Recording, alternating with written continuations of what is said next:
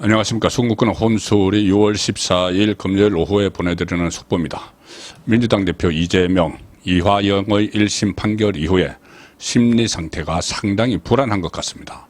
조금 전에 또 다른 재판, 선거법 위반으로 법정에 출정을 했는데 기자들 앞에서 쪽지를 꺼내서 몇 가지를 읽었는데 이 말이 과연 제1야당 대표, 대통령 선거까지 나왔던 앞으로 대통령이 되겠다는 사람의 메시지인가 이해할 정도로 어처구니 없는 말들을 쏟아냈습니다. 쌍방울 그룹 불법 대북 송금 사건 이 자체가 희대의 조작 사건이다 이렇게 이야기를 했고,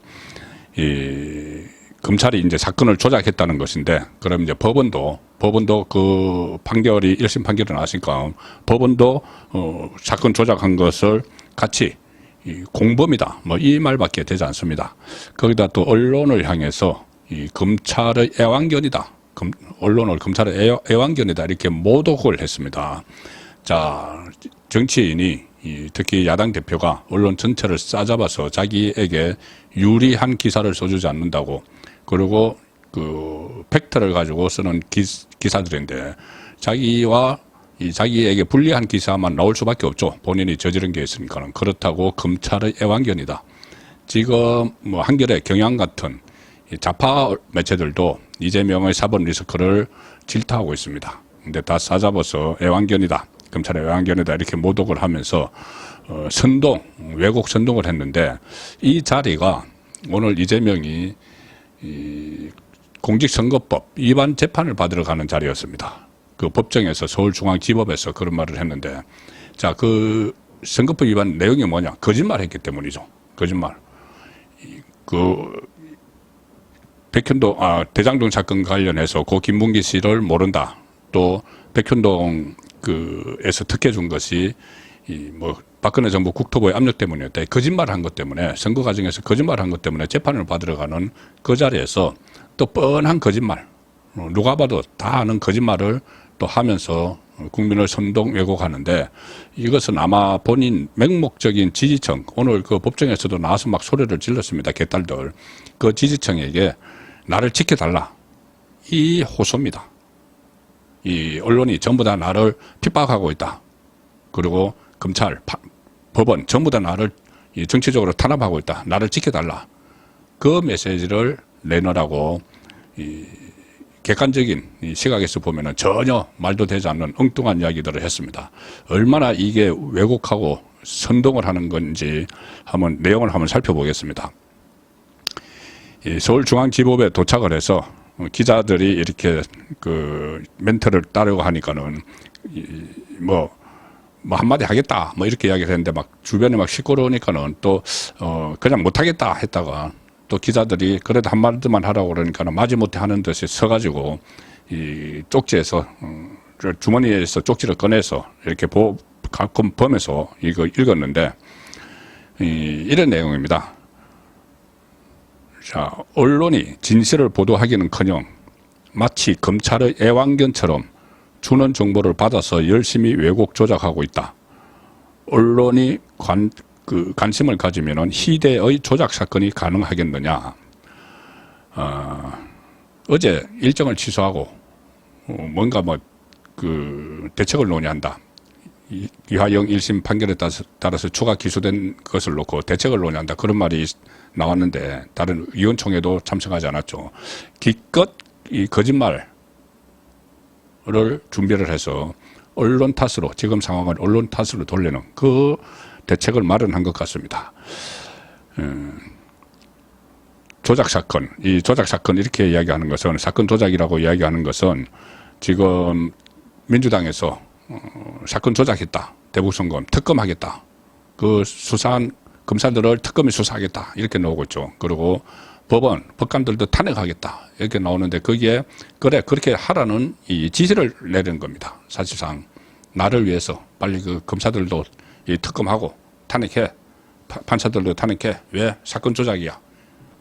그리고 자, 이렇게 왜 이게 왜곡이고 거짓말인지 하나만 예를 드리겠습니다. 오늘 뭐라고 했냐면은, 이재명이 동일한 사건에 대해 동일한 법원의 다른 재판부가 전혀 다른 판단을 해서 상반된 결론이 났다. 그러면은 기자들이 이것을 보도해야 되지 않느냐 이 말입니다.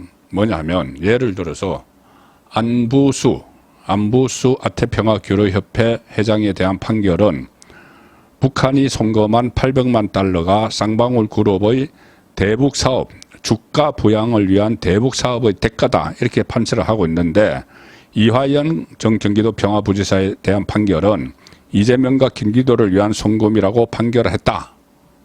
자, 이 말인즉슨 이겁니다. 안부수가 1심 판결을 받을 때는 이 북한에 돈을 준 800만 달러, 스마트팜비 500만 달러, 이재명의 이 방북 비용 300만 달러 이것을 준 것이 쌍방울이 북한에서 사업을 한다는 그런 것이 이제 알려지면은 주가가 올라가고 그렇기 때문에 주가 부양을 위해서 800만 불을 준 것이다. 이렇게 판결을 했는데 왜 이화영 재판에는 그 800만 달러가 이재명과 경기도를 위해서 갔다고 판결을 하느냐. 같은 수원지법입니다. 같은 수원지방법원에서 서로 다른 판결을 내린 거 아니냐. 이 이야기입니다. 이게 완전히 왜곡을 하는 겁니다. 이게 그 상황이 왜 그렇게 됐냐 하면은, 검찰에서도 입장문을 내놨습니다. 이거 이미 언론에 보도 안 한 것이 아니고 언론이 다 보도했습니다. 보도를 해서 왜 이런 결과가 났는지까지 다 보도했는데 짐짓 언론이 마치 다루지 않은 것처럼 이야기를 하면서 거짓말을 하는 것이죠. 자, 안부수 회장을 기소할 그 시점은 2022년 11월입니다. 기소할 시점 2022년 11월인데 그때는 김성태가 체포되기 전이었습니다. 그때 동남아로 도망을 갔죠. 김성태가 수사가 시작된 그 동남아로 도망을 갔습니다.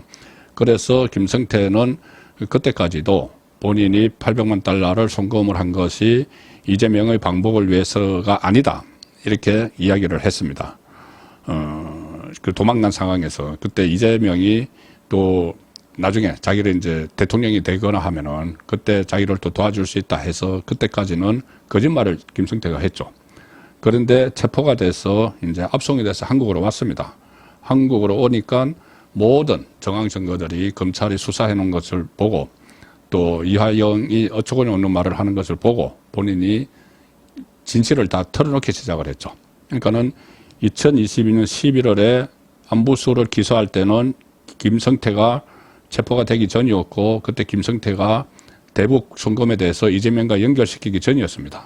그때 이재명 나는 모르는 사람이다. 전화통화도 한 적 없다. 그때 그렇게까지 이야기했습니다. 자, 그러니까 이 1심에서 대북 송금이 주가 부양을 위한 것이다. 쌍방울. 이렇게 나온 것이죠. 그런데 2023년 1월에 김성태가 그때 강제 송환이 됐죠.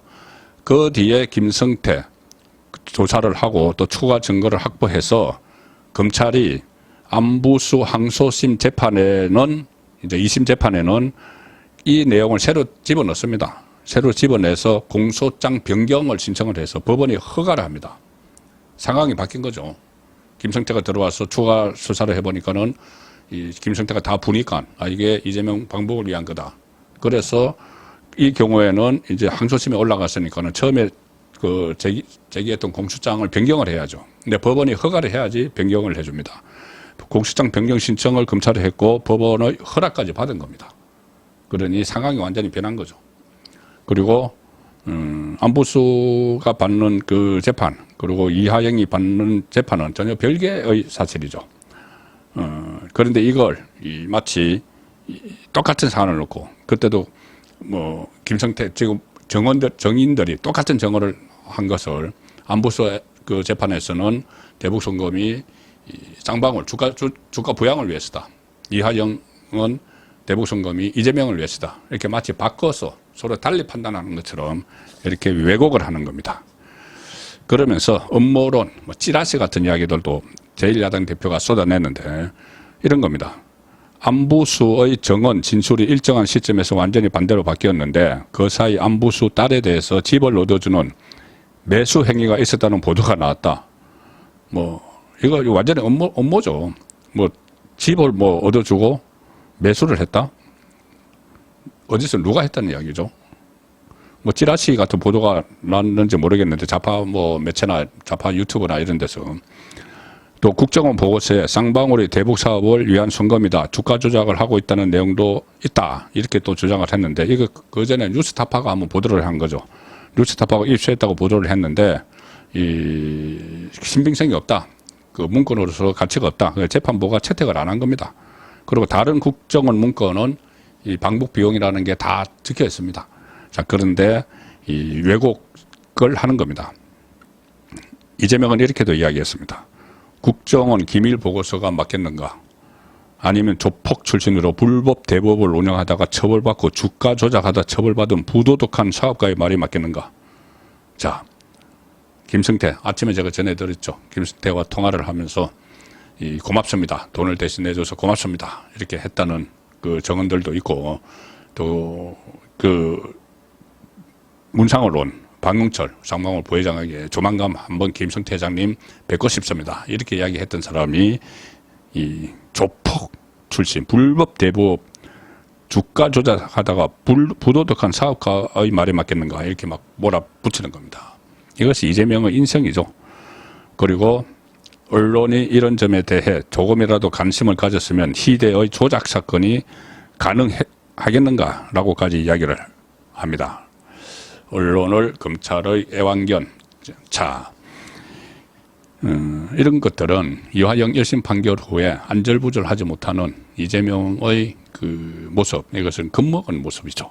최고위원회에서 뭐 큰 소리로 윤석열을 막 비난을 해서 10초 동안 정적이 흘렀다 이런 말까지 나오고 의원총회에 참석도 하지 않고 두문불출하고 그리고 오늘 마치 작심한 듯이 사건 조작 이렇게 해서 이 수사 검사들을 특검을 하라. 판사들도 전부 다 빨리 그 탄핵을 해라. 나 좀 구해줘. 이런 메시지입니다. 그리고 언론까지 비판을 하는 것은 언론에 또 재갈을 물려가지고 나중에 또 언론인들 특검하자 뭐 이렇게 할지도 모를 이야기입니다. 자, 그래서 이런 행태들 이재명의 행태 특히 오늘 검찰의 애완견 뭐 이렇게 이야기하는 거 사건 조작하는 것을 듣고 이 판결문을 보면은 300쪽짜리 판결문에 104번이나 이재명의 거론이 되는 그런 것을 보고도 그것을 다 조작했다. 검찰이 조작하고 판사도 조작했다. 이것들을 보고 최근의 좀 이상한 이런 언행들을 보면서 든 생각은 딱 하나입니다. 잔뜩 겁먹었구나. 송국근의 혼술이었습니다.